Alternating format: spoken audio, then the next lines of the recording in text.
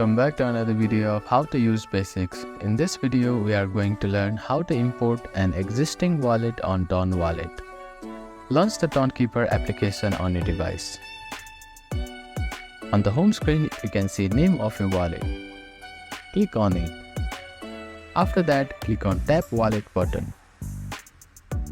Here, you can see Existing Wallet button. Click on it.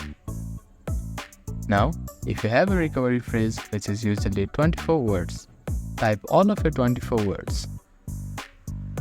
If you have a private key, you can choose this option also.